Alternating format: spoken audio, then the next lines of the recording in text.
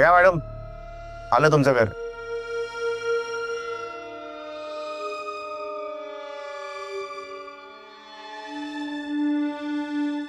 शक्ती,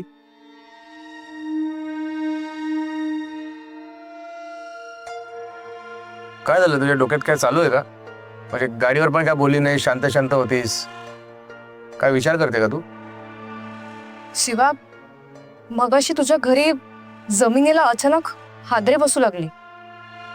अचानक जमीन हादरली, काहीच कळलं नाही. कशामुळे झालं ते सगळं?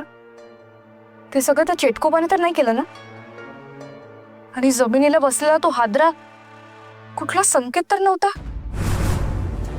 शिवा, सध्या साधी वाऱ्याची झुळूक जरी आली ना तरी माझं मन घाबरतं रे. शिवा, तू ठीक आहेस ना? तुला असं काही वेगळं जाणवत नाहीये ना? काही विचित्र असं फील होत नाहीये ना? नाही शक्ती, आपल्याला असं काही वेगळं, काय विचित्र वगैरे काय वाटत नाही. काय झालं म्हणजे? मग मला असं आतून का जाणवत आहे? काय म्हणजे तुला काय जाणवतंय असं, की असं जे वेगळं विचित्र वाटतंय ते? शक्ती, बघ, आपल्यापासून तू काही लपवतेस का? नाही ना?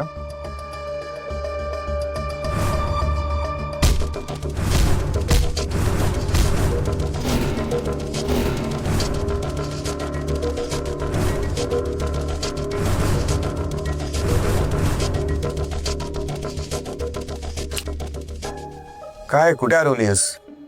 हे बघ शक्ती, जे काय मनात असेल ते तू बोल आपल्याशी. म्हणजे आपण आता काय तसा मायावी शक्ती वगैरे नाही आपल्यामध्ये. आता आपण आधीसारखा शिवा झालेलो आहे, त्यामुळे तू बोलू शकते आपल्याशी.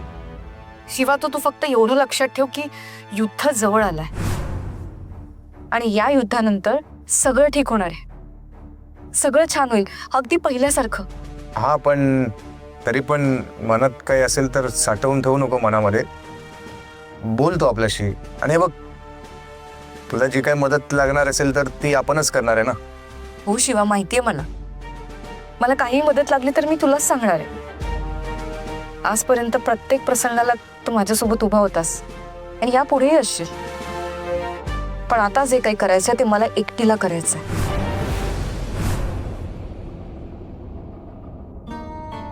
म्हणजे तुझा अजून पण आपल्यावर विश्वास नाही बसलेला आहे.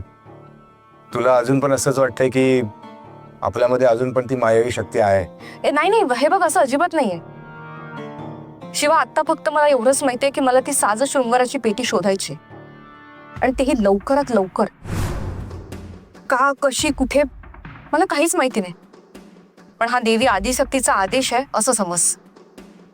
हा, पण तरी पण जर काही हेल्प लागली तर तू आपल्याला सांग. आपण आहेच कायम.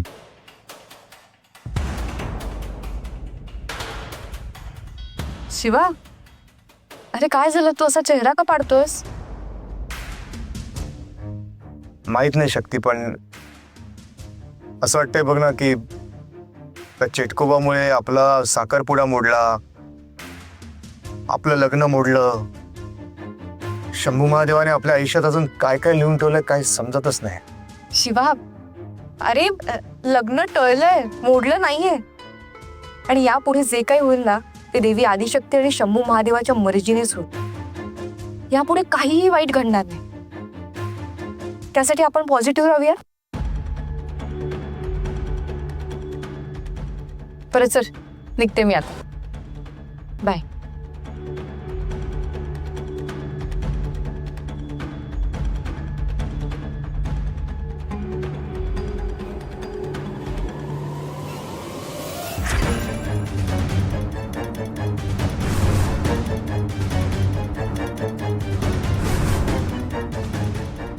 हा अचानक कुठे गायब झाला?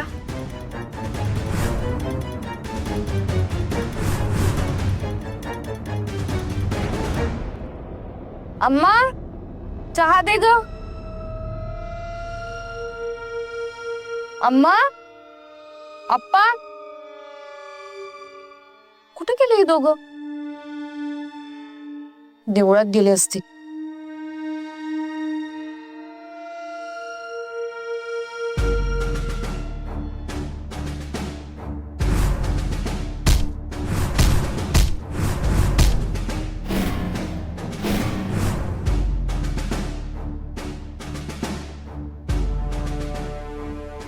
शिवाच्या शरीरातली ती मायावी शक्ती संपली, पण मग ते स्वप्न, त्या स्वप्नाचा काय अर्थ असेल?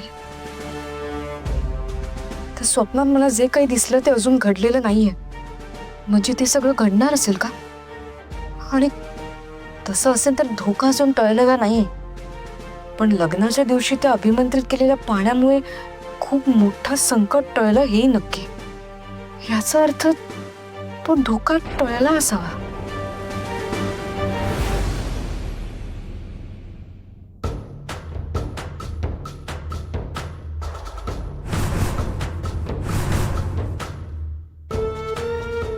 हे बा चटकोबा, ये शिवा ये.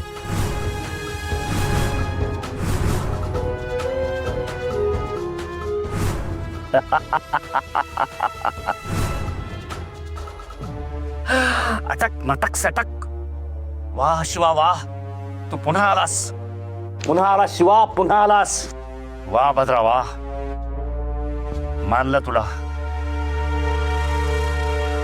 तू दिलेला शब्द पाळलास.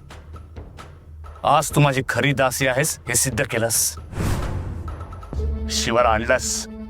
वा. दासी, तू मला काय वचन दिलं होतंस विसरलास?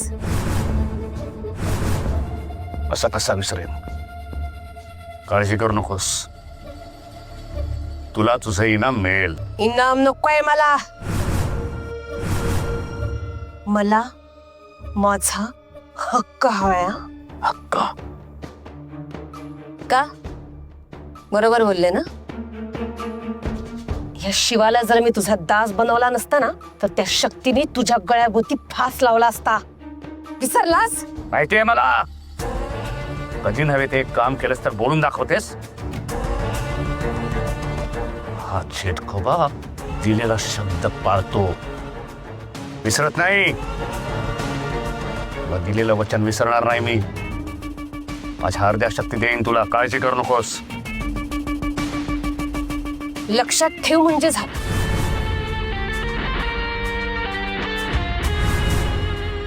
हे बा चटकोबा, आपल्याला का बोलवलंस? बोल, काय आदेश आहे? सांगतो.